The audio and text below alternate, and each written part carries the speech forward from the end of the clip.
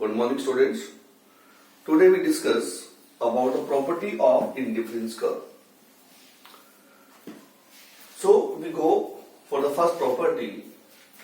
Indifference curve is convex to the origin.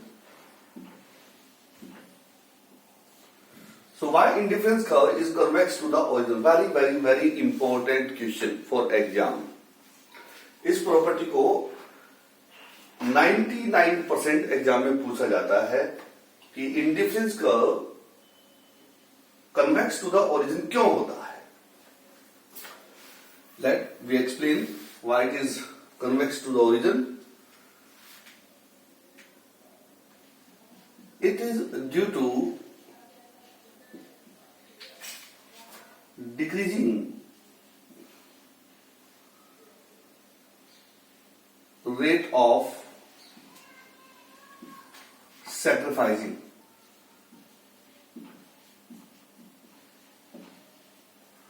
for additional consumption.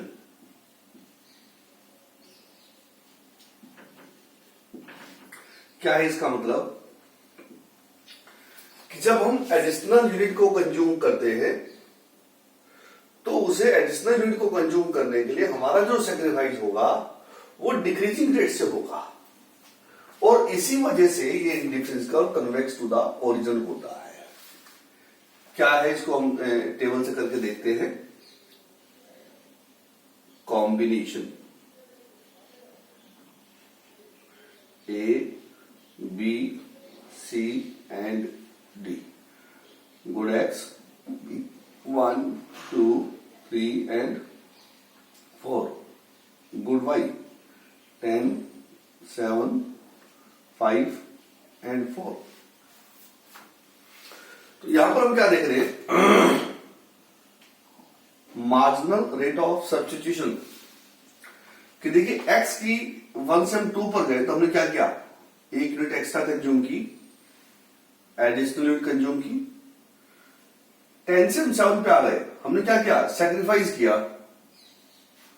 10 से 7 क्या sacrifice किया, -3. Now we go again. Second से third पर जा रहे हैं, हमने क्या किया, 1 यूनिट एक और एक्स्ट्रा हमने एडिशनल कंज्यूम कर ली. लेकिन उसके फिर हमने क्या किया, भाई हम 7 से 5 पे आ गए, हमने 2 यूनिट बाई की सेक्रीफाइस कर दी.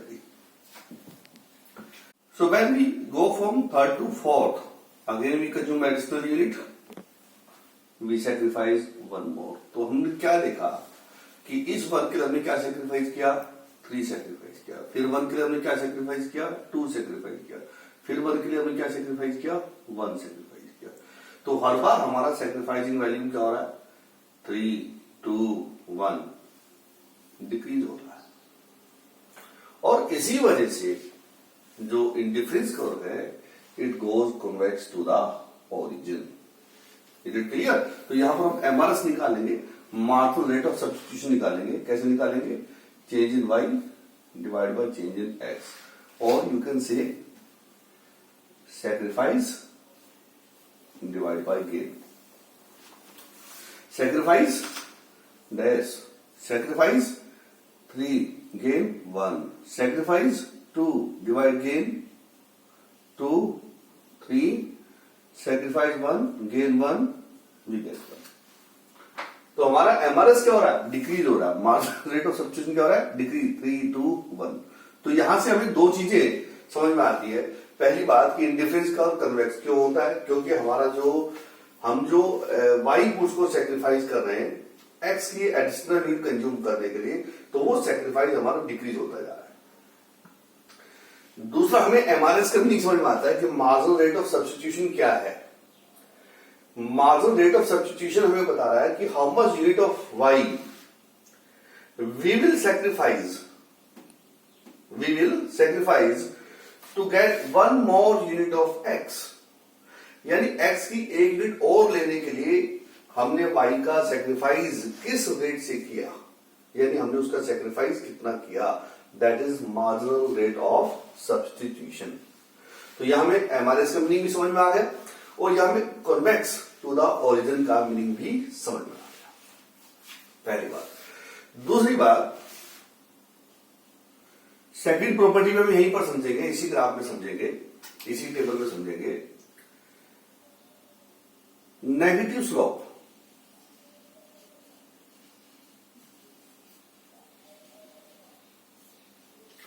कि डिफरेंस कर्व का स्लोप कैसा होगा? नेगेटिव होगा। नेगेटिव का मतलब क्या है? नेगेटिव का मतलब है y ऑफ x। नेगेटिव का मतलब है लेफ्ट टू राइट डाउनवर्ड, ये डायरेक्शन होती है। तो लेफ्ट टू राइट डाउनवर्ड क्यों है? इसका बेसिक रीजन है इसकी डेफिनेशन कि डिफरेंस कर्व क्या है? It's A graphical presentation of different combination of two goods, good y and x, which give equal satisfaction to the consumer। इसका मतलब कंज्यूमर चाहे इस कॉम्बिनेशन को कंज्यूम करे, चाहे इस कॉम्बिनेशन को, चाहे इस कॉम्बिनेशन को, उसका सेटिस्फेक्शन सेम रहना चाहिए। ऐसे पॉइंट्स को लेकर एक ग्राफ बनाया गया है। अब बड़ी सिंपल सी बात है कि आप x यूनिट को प्लस करेंगे तो नेचुरल सी बात आपका total satisfaction for good x will increase. Your total satisfaction for good x will increase. If your total satisfaction for x will increase, then need to sacrifice some part of satisfaction from other side so that you maintain the same level. इसको हम कैसे समझेंगे भैया? इसको समझने का बहुत simple सा तरीका है कि मेरे पास 2 कप पानी है,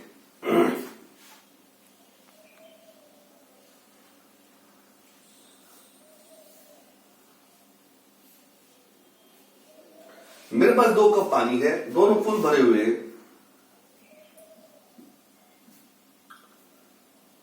एक में मिल्क है, एक में वाटर है।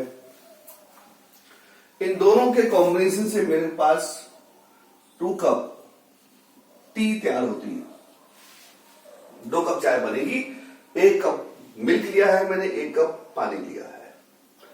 अभी मैंने कहा कि सेम लेवल ऑफ सेटिस्फेक्शन, तो मैं सेटिस्फेक्शन को कन्वर्ट कर रहा हूं कप ऑफ टी के साथ में, कि मेरा चाय 2 ही कप बनना चाहिए।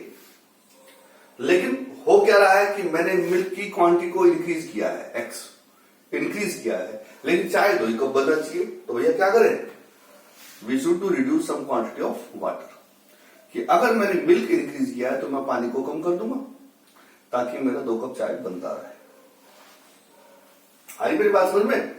तो उस वजह से अगर हम x को इंक्रीज करते हैं तो हमें y सैक्रिफाइस करना पड़ेगा, और इसलिए जब एक इंक्रीज करोगे और एक सैक्रिफाइस करोगे तो एक प्लस होगा, एक माइनस होगा, तो हमारा शेप जो ग्राफ का बनेगा हमेशा लेफ्ट टू राइट डाउनवर्ड बनेगा।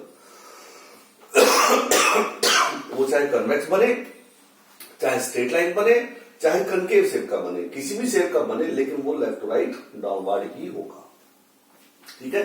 तो नेगेटिव स्लोप हमें बताता है कि जब हम x की 1 यूनिट कंज्यूम करेंगे तो y का हमें कुछ ना कुछ सेक्रीफाइस करना पड़ेगा। तो एक गेन करोगे, दूसरा सेक्रीफाइस करोगे, तो इसका मतलब इसमें ऑपोजिट रिलेशन हो गया, एक प्लस हो रहा है, एक माइनस हो रहा है। तो जब भी ऑपोजिट रिलेशन होगा तो ग्राफ की shape left to right downward होगी। दूसरा कन्वेक्स क्यों होगा?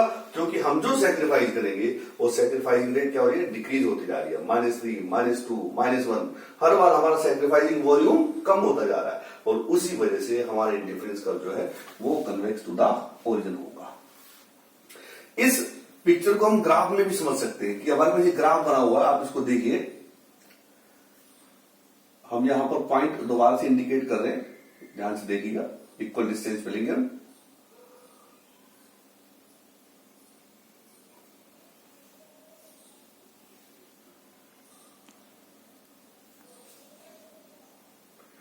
तो अब हम देखेंगे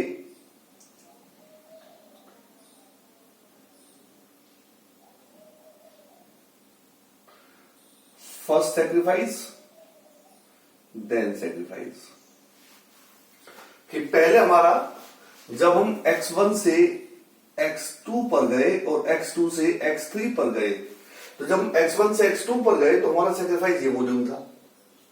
जब x2 से x3 पर गए तो सेक्रीफाइस हमारा ये वॉल्यूम था, तो हमारा वॉल्यूम क्या हो गया, कम हो गया, सेक्रीफाइसिंग कम हो गया। तो इस तरीके से हमारा हर बार सेक्रीफाइसिंग वॉल्यूम क्या हो रहा है, कम होता जा रहा है। और इसी वजह से जो इंडिफरेंस कर्व है it goes convex to the origin. ठीक है, मैंने दो प्रॉपर्टी आपके सामने प्रेजेंट की है। मोस्ट इंपॉर्टेंट प्रॉपर्टी है इंडिफरेंस कर्व कन्वेक्स क्यों होता है, इसके नेगेटिव स्लोप क्यों होती है। आप पिछले 10 साल के सीबीएसई क्वेश्चन देखेंगे तो आपको मैक्सिमम टाइम ये क्वेश्चन आपको एग्जाम में मिल जाएगा कि indifference curve convex to the origin क्यों होता है। क्लियर है बात। और अब हम चलते हैं प्रॉपर्टी नंबर 3 पर।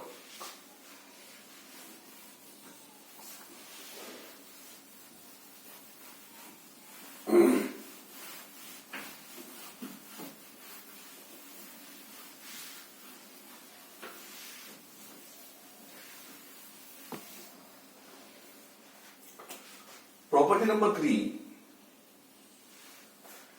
indifference curve never touch or cross to OY or OX axis। कि जो इंडिफरेंस कर्व है दैट नेवर टच और क्रॉस टू द OY और OX एक्सिस, ये ना तो कभी OY अक्ष को क्रॉस करेगा और ना ही ये कभी OX अक्ष को क्रॉस करेगा, जो एक्सिस उसको क्रॉस नहीं करेगा। देखिए क्या है इसका लॉजिक, हम ग्राफ बना के इसको समझने की कोशिश करते हैं। YOX इस पर लिया हमने Y गुड, इस पर लिया हमने x गुड, y गुड 1 2 3 4 5 6 7 8 1 2 3 4 5 6 7 8। ठीक है, इसी तरीके से x गुड ले रहे हैं 1 2 3 4 5 6 7 8 1 2 3 4 5 6 7 8। Now we draw indifference curve which touch to the y। हम y को टच करता हुआ एक इंडिफरेंस कर्व बना रहे हैं ICY। इसी तरीके से हम एक और इंडिफरेंस कर्व बना रहे हैं जो x को टच कर रहा है कहीं ना कहीं। This is indifference curve IC2। Here it is the point A and it is the point B। So here are two points, point A and point B, where the indifference curve touch to the vertical line and touch to the horizontal line। Y और X को touch कर रहे दोनों एक दूसरे को। आइए समझिए कि ऐसा पॉसिबल क्यों नहीं है कि इसको टच करे। Come to the definition of indifference curve again। Indifference curve is a graphical presentation of different combination of two goods। Definition किस पार्ट में आ रही है, it's a different combination of two goods. इसका मतलब इंडिफरेंस कर्व टू गुड्स के combination present करता है, इंडिविजुअल गुड्स को नहीं प्रेजेंट करता। तो अब आइए, अगर मैं आपसे पूछूं कि at point A how much unit of y and how much unit of x the consumer is consuming, you will say at point A OY good, y good is 8 unit and x good is 0। कि इस A point के ऊपर क्या होगा कि y तो हमारा O से लेकर 8 यानी 8 यूनिट हो गई हमारी यहां, लेकिन x कितना है इसके सामने 0 है, तो x तो कोई कंज्यूम ही नहीं हुआ। No at point B y good is 0 but x is 5। So in both cases when indifference curve touch to the y or touch to the x, consumer is consuming only one good. In case of A, consumer is consuming Y good but not X. In case B, consumer is consuming X good but not Y. So both are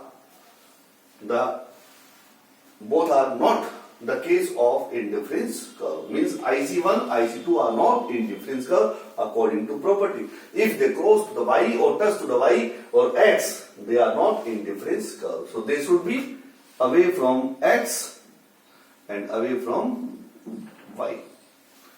Then they become indifference curve, because now each combination of indifference curve will present different combination of two goods. तो ये देखिए हमने आपको तीन property आपको बताया. जो बाकी के तीन प्रॉपर्टी है वो हम अपनी नेक्स्ट वीडियो में आपको प्रेजेंट करेंगे. इसकी दो प्रॉपर्टी और हमारे पास बच गई, तीन नहीं दो प्रॉपर्टी और बच गई है, और उसके साथ कुछ एक्सेप्शनल प्रॉपर्टी है. इस तरह हमने तीन प्रॉपर्टी बोला है कि एक कि जो इंडिफरेंस कर्व है, हाई इंडिफरेंस कर्व, वो हाई लेवल ऑफ सेटिस्फेक्शन को प्रेजेंट करेगा.